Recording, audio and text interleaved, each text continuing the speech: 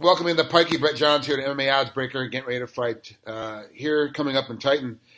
Geez, it's Battle of the Unbeatens, right? Your opponent's Ricky Simon's 7-0, you're 12-0. Pretty impressive, like matchmaking gold, because to get two undefeated fighters to fight, there's so much that has to happen to make that work. Not only being undefeated, but then timing and weight classes and things like that coming together. Like when they offered you this fight for a title contention, was it difficult to choose him as the opponent? Was he the only opponent they gave you, or was it just like, we want you to fight one of these three guys and you had to pick them? Basically, it was more like they gave us that opponent. They kind of brought it to the table. What about Ricky Simone's? And the question I ask is, who is the best at that weight, other than myself? Who is the best there? Ricky Simone's. Well, then, yeah, I'll fight him. I've been a two-time world champion. And as a world champion, you've got to be prepared to fight anybody. And, I'm prepared to fight anybody all the time, You seem to bring the game every single time, but your fight with Anthony Gutierrez kind of showed that in deep waters, you still kind of find a way to win. Was there conversation in between rounds with your corner that was like, you really got to step up your game, you really got to change this particular aspect of the fight against Anthony? Because you obviously went a split decision for that one, but there was a lot of times in there where you could have quit and could have given up and just let the decision ride his way, but you had to find a way to fight back. Yeah. It was. I'm not sure. Like, obviously, if a lot of the listeners have seen the fight, but the round one went my way. Round two was a bit sloppier, but still think it went my way. Round three was, I don't know, the whole week in Kansas. That whole week was just absolutely terrible. And round three, I was completely gassed, and I basically I'd torn my hamstring in the third round, in the middle of the third round. And he basically spent the last 2 minutes giving me a bit of a beating. And that in between the third and fourth round, my coach kind of looked at me and said, "Look, this was when I was 11-0, and he kind of turned around and said, 'Look, Brett, I think this is where we just got to kind of accept it, and we got to go and get fixed.'" And he looked at my other cornerman, who was my pad man, who says the complete wrong things at the wrong time. And he looked at my coach and he said, "Well, we've traveled 4,000 miles. He only has 10 minutes left." So, and I kind of just took that into the fourth and fifth round. I kind of caught my second wind, and it was the most strange thing ever. I've never ever gone into a fight, was fit rounds 1, 2, gassed at round 3, and was back fit again rounds 4 and 5. I didn't know what happened, It's strange. It's the way the body works. It still baffles science, and you're more in tune to your body than the general person. Like, hey, my shoulder hurts. I got to pull off my rights. I'm gonna have to throw a bunch of left hooks. My knees hurt, so I'm not gonna be able to shoot as low. I'm gonna have to shoot high. Like, your body better than most other people have a concept, and you're still baffled by, like, third round I fell apart, fight was over. Fourth and fifth round I'm back in it. Like, what happened? It's just one of those weird things. It was a bit weird as well, because obviously the third round was a bit of a mess. It was a bit ugly, and I didn't like the third round. And nobody's a bigger critic than myself. I didn't like the performance. The only thing I took out of the whole fight was, we won the fight. In my opinion, I didn't think it was a split decision. I thought I'd won 4 rounds to 1. But you're not going to argue with the judges. That's why they're there. But yeah, it was a bit of the only thing I took out of the fight really was, we won the fight. It was a win. I was very disappointed with the performance. Was jet lag a part of it at all? Because you never really talk about being worried about time frame and different diet. Like, I get we eat almost the same types of foods, but still, it's cooked differently. There's different stuff in America than you get obviously back in Wales. So I'm assuming you're in Wales right now. Am I correct? Yeah. Okay. Yeah. So it's like, did jet lag have any factor to play in that at all? I don't really know. We obviously last year we fought Watson in Alabama, and in my case that was the best camp. It was no jet lag. I felt fit. I made weight fine, and then in Kansas it was just the opposite. And yeah, it could have been. I was ill. I was really ill before the weigh-ins. I ended up going to the local pharmacy to see the physician. and she took one look at me and said, "Look, you need to go to hospital."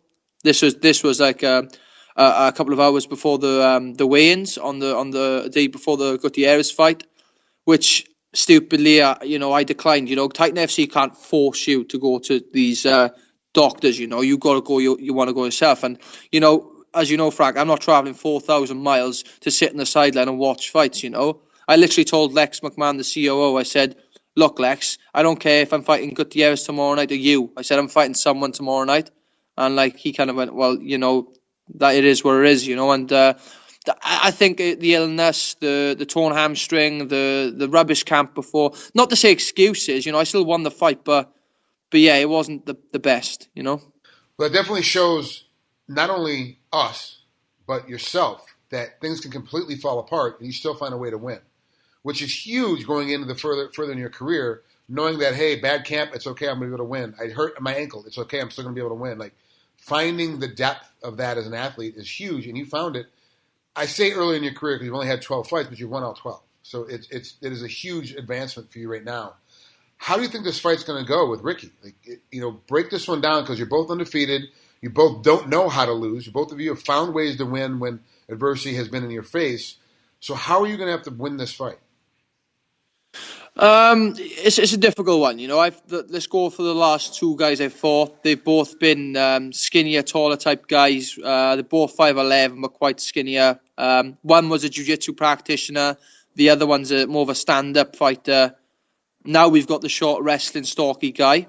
Going back about 3 fights ago, I fought a really good, similar body type to Ricky Simone's, called James Brum, who is a strong wrestler and who had a fantastic record of 14-2, and I dominated him over 5 rounds. And like I said, people come and they want to see that Conor McGregor flash KO. But I'm sorry, don't bother tuning in if you want to watch. You want to watch a good fight, then tune in. I'm not going to be there to try and obviously I'm going to go in. If I get the KO, I'm going to be chuffed. But that I'm going to go in to do a job, and my job has been the same job for 12 fights, and that's win. This fight excites me. This fight, it just gets me waking up in the morning excited, and it's because of this kid's undefeated, I'm undefeated. This is why it's a main event. You can understand that. I got UFC veterans on the same card. They're putting me as the main event with another prospect. That's why they're putting it on there, because that should get you riled up. And I know it gets Ricky riled up, it gets me riled up, and that's why it's going to be fight of the night. You mentioned Conor McGregor just a couple minutes ago, and in America, we're not really taught geography as we're being raised. So Ireland to Wales to Scotland to England, to us, it's all the same island. Like, we don't know the difference. And of course, let's not forget Northern Ireland. But do you feel like sometimes that coming over to the mainland, over here to the U.S., to try to compete, that sometimes because you're coming from the UK and you're a UK-based fighter, that McGregor is kind of setting a standard that's going to be very difficult? Because you're not a one-punch knockout guy. Obviously, against Jose Aldo, McGregor's a one-punch knockout guy. Like, he's a guy that puts one punch out there and the guy falls down. That's not your style. You feel like sometimes that the comparison between the two of you, even though you're at different weight classes, you're at different organizations, that it's kind of, I don't want to say unfair, but he's kind of setting a standard that's going to be tough for the rest of the UK fighters to kind of match up with? Oh, definitely. I think he's got a gift. I think McGregor has a gift, and I'm not on about his power and his hands. I'm not on about his the way. He has something that only other fighters will dream about having, and without sounding a bit, I feel like I got it as well. I generally do. I feel like there's something there. I can't put my finger on it, but I've got it. He was teaching this new method of training in the Tough House, and it was like, oh wow, I really like that training. I've been doing it for years. I'm not saying that he's copied me or I've copied him or anything like that. He's found his way. You can ask the guys I train with. I train with a bunch of guys who fight at amateur level. I have hardly any professionals. I have one of my friends who's recently gone professional. They've been my teammates for the last 3 years. People find that crazy. They got, in Ricky's camp, he has Jansen and he has Pat Healy. I haven't got them guys in my camp. I got John Phillips, but John Phillips he puts on, he's about 30k heavier than me, or whatever weight he is heavier than me. Yeah, I remember. Battling you at 135 is crazy. That's like a. And John's a big guy, So, I train with a bunch of amateur guys, but that doesn't show. I'm not there. This is what I'm saying. If I was in the gym every single day, and you probably agree with me on this, if I was there and I was beating these amateurs up, I wouldn't be in that gym. My coach would send me away, but I'm not. Every single amateur I fight with has different attributes. One of my other training partners there, 3 of them have been striking from a very young age. As like I said, I'm a wrestler. I'm not a striker, so I benefit from that. My main training partner, who is the same age as me, is the youngest black belt in the UK, who has been doing the European Championships and major competitions. Who was number 1 in the world as a brown belt last year. He's my jiu-jitsu partner. These are all guys. Yeah, these guys are amazing and in their own individual aspects, and so are most of the people around the world. But nobody puts MMA in the game better than me, and I don't care. I mean on a global scale, at 135, nobody puts that game better than myself. I know when to shoot. I know when to shoot at the right time. I when to shoot at the wrong time. I know when to throw the right punch or the wrong punch. You know what I mean? MMA is a mental game, and you've got to get it in here, and and that's just as basic as I can really say it. It's what you need. It's not just, you don't go in then you just don't club each other. It's not UFC 1 no more. You don't go in then you don't swing right hands and you knock the guy out. It's a mental chess game, and I feel like I'm learning it, and I'm learning it very well. When I watch your fighter IQ, I really do equate your fighter IQ to the style of Georges St. Pierre, where you're punching and your opponent thinks you're going to, all you're going to do is punch, and all of a sudden you're shooting. You're wrestling a guy, and your opponent thinks, all he's going to do is try and take me down right now, and all of a sudden you take a half step back, and you're punching him again. Like, you really confuse your opponents. You don't know where you're coming from. Is that something that, GSP kind of developed that style later in his career, where he just confused and confounded everybody that he was battling against? Did you learn that from a coach? Was it part of your training method, or was it just something that you had inherent from the very beginning when you first started fighting? I'd say a bit of both, really. Chris, my coach, Chris Rees, said, he's molded me as a fighter for the last few years. I've been doing MMA for about 7 years, professionally for the last, say, 4. He's molded me into this fighter, and he'll say one thing, and then I'll change the game up. But with me and Chris, he has the remote. He has the remote, and I'm that little robot that follows the movements. He can say one single thing that will change me, and it's like a flick of a switch, really, And as a cornerman, the corners see the fight better than the fighter. That took a while for me to learn. It took a long time for me to learn.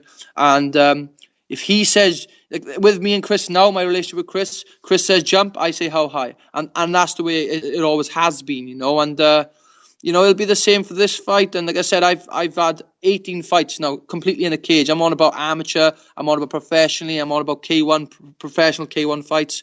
I'm 18-0, Frank, and that's because I've listened to my coaches, How many amateur MMA fights did you have? Back in the UK years ago, there was a thing called semi-pro. Basically, there was 4-ounce MMA gloves. It was full stand-up rules, but when you go on the floor, there's no ground and pound. I had 5 of them, and basically it wasn't fair for me because I'm a ground and pound guy, and the guys I were fighting were stand-up. They were boxers, they were kickboxers. It was okay for them to punch me in the face, but as soon as we went to the floor, I couldn't punch them in the face. So that kind of sucked, but that made me learn the game. And I was 5-0, British champion and that, and then professionally a British champion, a 2-time world champion. And in December this year, I ended up doing my K1 professional debut and stop a Latvian guy who was experienced. Not the best guy, but then again, I'm not a professional striker.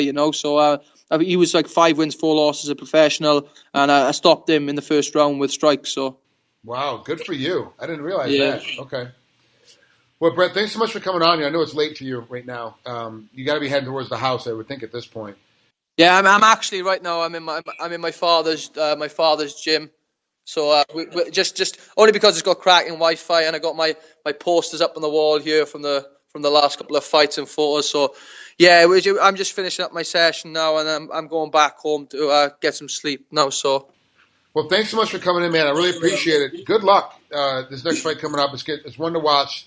This is absolutely one of the better fights going on UFC Fight Pass here in the next couple of months. So I appreciate you doing it. We'll talk again soon. Hey, Frank, anytime at all. Thank you. See ya. Cheers. Thank you, mate. Talk.